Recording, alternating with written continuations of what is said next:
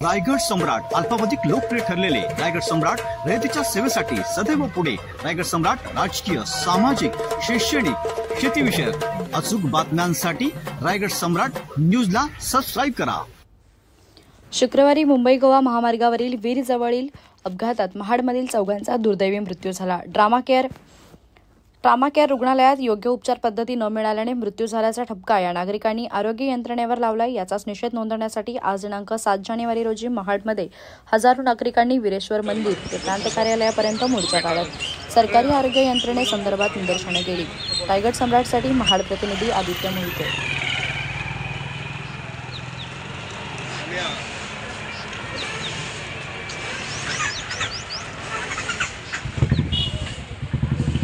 केली नाही। तिथे एक नर्स आणि एक मावशी त्या ठिकाणी स्टाफ म्हणून उपस्थित होत्या। तिथे ऑन कॉल डॉक्टर सुद्धा उपस्थित नव्हते। डॉक्टरांना बोलवल्यानंतर मला असं वाटतं बऱ्याच कालावधीनंतर तिथे 1 तासानंतर एक डॉक्टर उपस्थित होतात। ते सुद्धा डोळ्याचे ऑप्थॅल्मॉलॉजिस्ट त्या ठिकाणी उपस्थित झाल्यानंतर ते नेमके कोणत्या प्रकारची सुविधा त्या ठिकाणी देणार होते हा सगळ्यात महत्त्वाचा प्रश्न राहतो। आणि ज्यावेळेला ट्रॉमा केअर सेंटरची रचना आपण करत असताना नॅशनल हायवेच्या लगत एका रेडियसच्या ला धरून आपण ते ट्रॉमा केअर सेंटर उभारत असताना त्या ठिकाणी कुठलीही दुर्दैवी घटना जर का घडली तर त्या रुग्णांना बेसिक उपचार देऊन पुढे हलवण्यात यावं ही साधी माफक अपेक्षा या ट्रॉमा केअर सेंटरच्या माध्यमातून आपण करत असताना आज त्याही प्रकारच्या सुविधा इकडे झालेल्या नाही।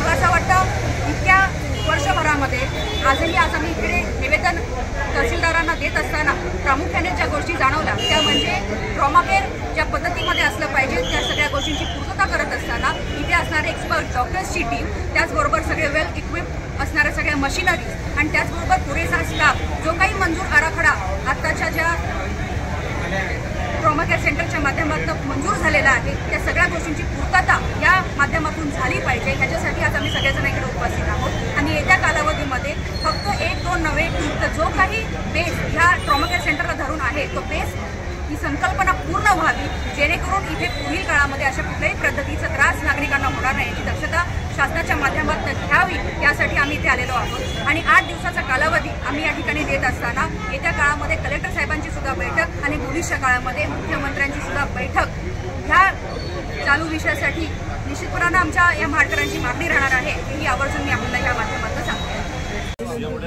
एवढ्या भावनांचा उद्रेक होणं साहजिक आहे। जेव्हा माझ्या घरातला माणूस जातो तेव्हा मला ती भावना कळते। बरोबर आहे सर। एक शासकीय यंत्रणा म्हणून आम्ही इथं नोकरदारच आहोत, पण या परिस्थितीमध्ये जी घटना घडली त्या घटनेनंतर जी काही परिस्थिती निर्माण झाली ती निर्माण होणं अपेक्षित नव्हतं। ज्या नावाचं आपण हॉस्पिटल चालवतो त्या सुखसुविधा तिथं असणं अपेक्षित होतं, स्टाफ असणं अपेक्षित होतं। तुमच्या भावना अगदी रास्त आहेत। या अनुषंगाने मान्य जिल्हाधिकारी आणि जिल्हा शल्य चिकित्सक यांच्याशी आपण बोलून 100% त्यात मार्ग काढू आणि लवकर काढू।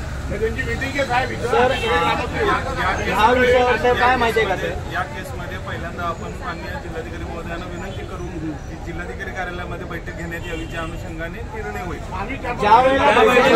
काय आहे की आपल्या इथं उपकरणं नाही पहिला मुद्दा आणि दुसरा मुद्दा बरोबर आहे। जर एखाद्या तज्ञ जो आहे तो तज्ञ त्याच परिस्थितीमध्ये त्याने हाताळलं गेलं पाहिजे, बरोबर आहे। म्हणजे आता डॉक्टरांचे वेगवेगळे प्रकार आहेत पण ही इमर्जन्सी हाताळण्यासाठी तिथं स्टाफ होता का हा महत्त्वाचा मुद्दा आहे, बरोबर। या अनुषंगाने आपल्याला उपकरणं आणि स्टाफ उपलब्ध करून देण्यासाठी आपण पहिल्यांदा जिल्हाधिकारी महोदयांना विनंती करू। त्या अनुषंगाने आपले जे जिल्ह्याचे शल्य चिकित्सक आहेत त्यांना विनंती करू। त्या दोघांनाही विनंती करून आपण बैठक घेता येऊ आणि बैठक होऊ द्या आणि तुमच्या समोर तसं महाडमध्ये बैठक होऊ द्या। ही बैठक सुद्धा आपण संबंधित रुग्णालयातच घेऊ जेणेकरून काय होईल की आपल्याला त्या उपकरणांची आणि उपस्थित जो स्टाफ आहे त्यांची उपलब्धता आपल्याला कळेल, बरोबर आहे। 8 दिवसात